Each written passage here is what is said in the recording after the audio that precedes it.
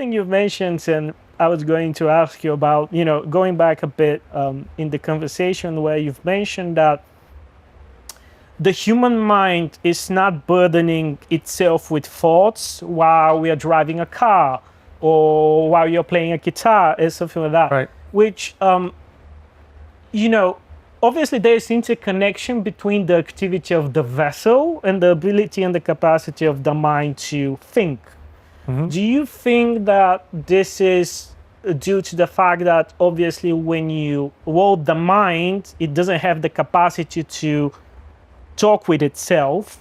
Or do you think there's like a higher idea of the activity that we perform? Okay, so you could choose. Yeah. Like I could play guitar and explain myself the notes I'm playing. Yeah. And I could talk to myself, I am now going to play a G chord and now an E minor. I could talk to myself. Yeah. So this is not that I can't, right? Yeah. So this is not that it's a physical impossibility for me to talk while doing an activity. I could drive home and think about, oh man, look at that new pizza shop. Oh, look at that. I could have the conversation. Yeah. It just, it's just what the example I mentioned when you're driving home and you don't remember. I'm not talking about the flow state. I'm talking about how much you're not conscious of things that's happening around you. You're not conscious of, thoughts are popping in your mind and you don't know where they're coming from. That was more like a connection to, living a mindful life would be like, okay, right? I'm doing this. And then I could also choose to mindfully play an instrument and know exactly what I'm doing and why I'm doing it and follow every single thing and be conscious of it. Yeah. Right? So this is a choice that I am going to be in a flow state when there is silence and I use it to meditate, or I am completely at all time conscious of what I'm doing. It's a choice. So it's not an inability.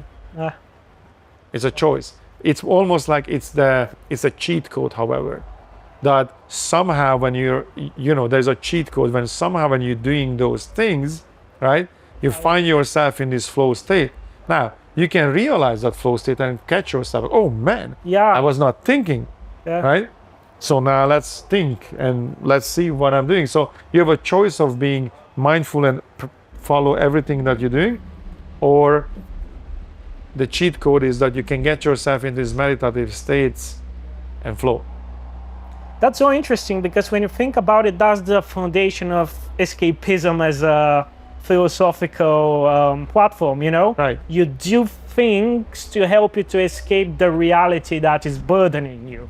Now, that's an interesting thing what you said. I think that you're doing things to not escape but find reality. Oh, see what I mean? Because we're using it as a negative term, because we're using escapism, meaning like, oh, things are difficult, therefore I'm going to escape because I don't want to deal with that. I think that's not really what is happening. What is happening is that you are going into a place where there is reality. And if I want to connect it to the escapist, it's because in the normal mind state, when you use your logic and the words you learn, you can't solve a problem. You have to go somewhere where you can, and it will be outside of your little box where the words are. So you have to escape the box. So you're not escaping the problem, you're escaping your prison of the human, whatever language you speak. Because within that language, within that box, you can't solve a problem. So I have to go somewhere where I can, and that has to be a flow state of some kind, where my mind is not bogged down by the filters we talked about that you created, and not bogged down by the language that has a limited number of words, a limited number of concepts, right? Wow. So if I have to come up with a solution that I cannot solve with my logic and my language and drawing equations and figuring things out and strategize, if I can't solve that, then that means I have to find the answer somewhere outside of this box. I have to escape the method, and the method is logically thinking and thinking in a language. That's the method. I have to escape the method, not the problem. That's, and this ties up so beautifully, and a scientist likes to say, elegantly, in what you were mentioning earlier, in terms of that the capacity is always there, Right. but it's a matter of circumstances and enabling your potential to reach it. Right. Which is, I think it's a very freeing thought, you know, to know that you are capable of doing everything that you want or you are struggling with, but it's a matter of finding the right configuration. Right. Not a matter of capability. I guess that's the experiment. That, you know, that's our evolution, that we're figuring this thing out, you know, how to, right? And so when I'm saying cheat code, the cheat code is something that happens accidentally and not consciously, Yeah. right? So if I say escapism purposeful, Yeah. that means I already know that I am going somewhere consciously, purposely, where the vocabulary, the language, and the filter system does not affect my thinking. So I'm purposely choosing to escape the tool set that I'm given Yeah. and try to use a tool set that's outside of this box. Yeah. Then it would be escapism consciously. I'm escaping this consciously, right? The cheat code is funny because that's kind of like you start doing, I don't know, martial arts, jiu-jitsu, or you're doing something difficult, any kind of physical activity that's difficult and maybe even dangerous, right? So it needs your full attention. Or you play an instrument, right? You didn't do that to escape. You just did that because you were interested, but in the process you realize, like, wait a minute, if you're conscious enough, you realize I was actually in a flow state, not thinking. And there will be some results. Like, you know what, while I was doing this, I had this idea. Or I played guitar, or I did some physical activity. Yeah. And somehow you solve a problem that otherwise you couldn't solve if you were just sitting and thinking about it. And somewhere, somehow, if you make that connection of, wait a minute, my flow state got me to a place where I have an answer, then you consciously can now, oh, I'm going to escape this now, purposely. That would be escapism. Before that, it's completely accidental. True. And then it just using the cheat code that was just happened to be there, and you accidentally did that. You were just in that mind state, and but even then, there's no guarantee that you will recognize the connection, right? You might not you might not recognize that I was playing piano for 5 hours. Yeah. And then after that, I solved the problem that I didn't know how to solve before. You might not make the connection, but if you do, then you definitely become an escapist. Wow.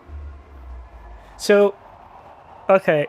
So let me formulate that. I guess so basically meditation is escapism, in a form of escapism. You're escaping your mind talking to you. Literally, yeah. Literally, that is the process. Yeah.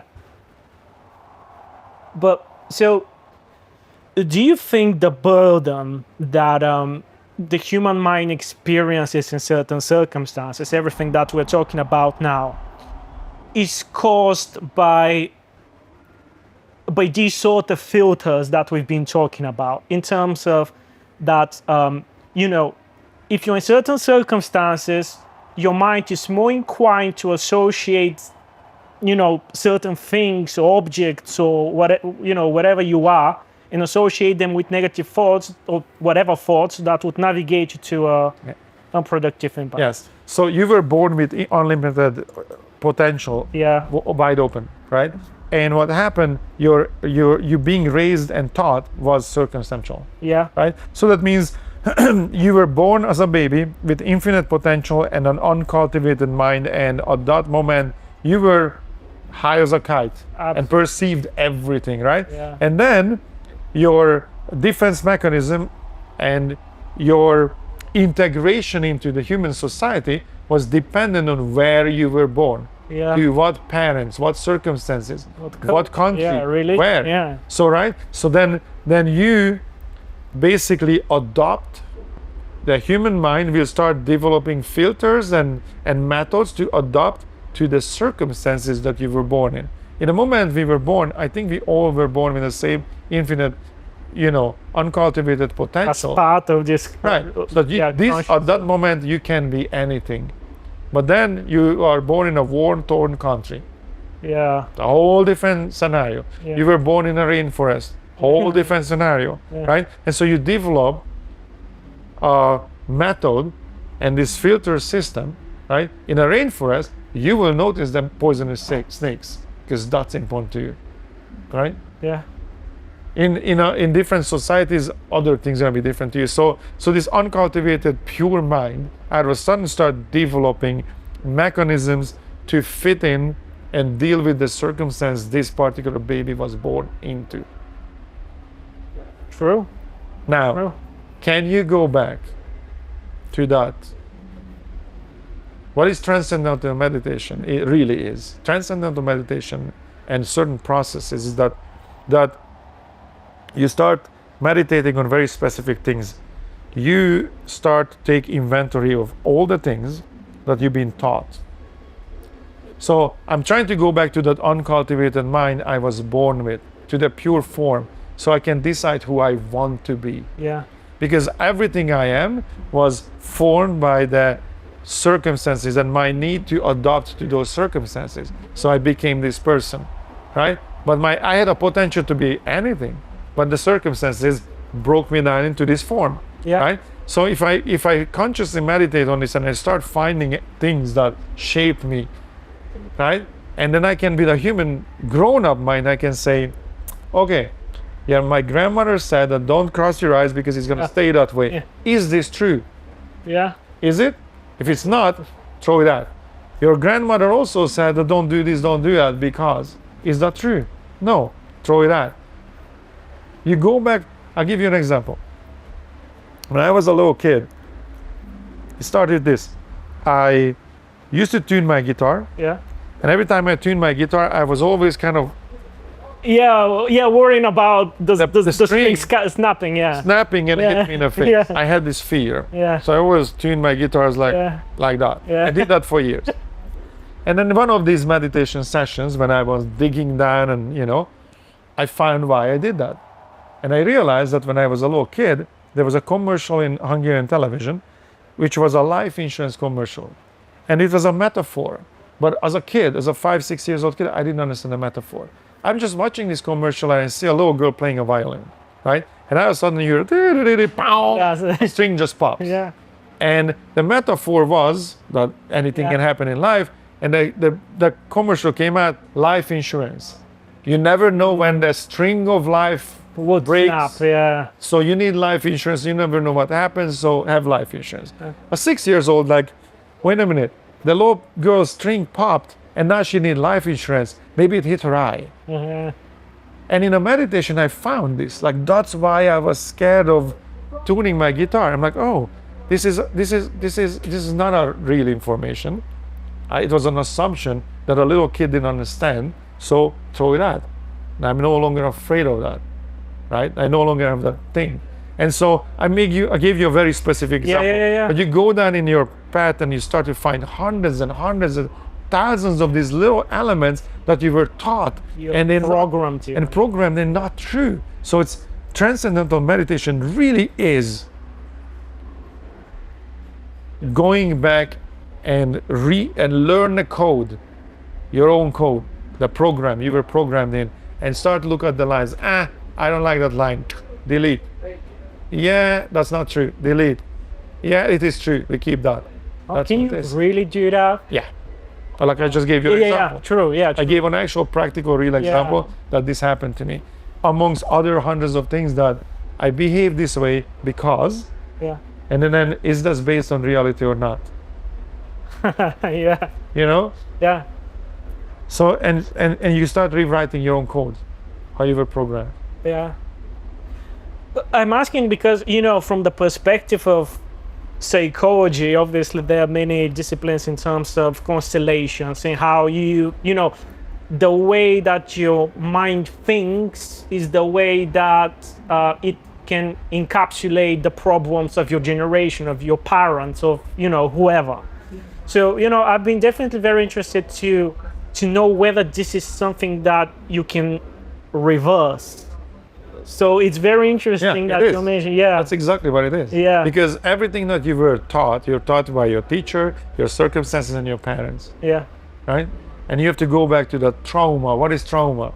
Yeah, trauma is that you perceived something that happened to you, and he stored it in a negative way. Now, even physically speaking, when you store a memory, you didn't store it like a digital tape and you replay it. Yeah. No. It was stored in a chemical way. Yeah. In an electromagnetic and chemical way. It was Absolutely. stored. So what happens? When you bring up a memory, your mind have to recreate those circumstances. The same chemical formulas, the same electromagnetic formulas to have that memory. That's how it's stored. So when you bring up a memory, the reason it's a trauma, because you recreate that. So if it's a memory of you being scared, You the feel same it again. chemicals, you're gonna feel it again, Yeah. right? Yeah. So this is why, how that works, you can bring in these memories and you know that it's happening, but now you're conscious of it. Yeah. And then you look at it and say, why am I scared of this? Or why is it a trauma? Why did it hit me this way? Let's spin this around. Is there another angle here that's better? Wow. And then you restore it a different way. Yeah. And so next time you bring it up, you can't even bring it up in an original trauma form because that's gone. That chemical composition is gone. You rewrote the memory. Yeah. So you can consciously do this, right? This is also why, we tell stories. And by 10 years you're telling a story, it's a little bit changing. Yeah. And 10 years later, you're not even sure. Was that 5 guys that jumped you in a parking lot or just 3? Yeah. But if you kept saying 4 and then it became 5 and then it became 6, Yeah. but 10 years later, you actually don't know. You just feel the feeling, but Right. not remember. Because you Yeah. store the memory over and Yeah. over and over, and you changed it always a little bit, and it became true. Yeah. And you can't even see it any other way, unless there is an evidence, like, hey, there's a videotape of this, Yeah. and here it is. There was only 3 guys. You know what I mean? Which is interesting because, this is actually a phenomenon that you can sort of research, because this is why, when you're a kid and you watch Home Alone and it's the best thing ever, it's Right. funny and whatever. And when you're 29 years old or whatever, Right. you watch it and you're like, well, it's not the same thing, right? Right. Yeah. Which is, perfectly explains what you were saying. It's just you remember the experience, you don't really remember the circumstance. Correct. So that's a very interesting thing to think about.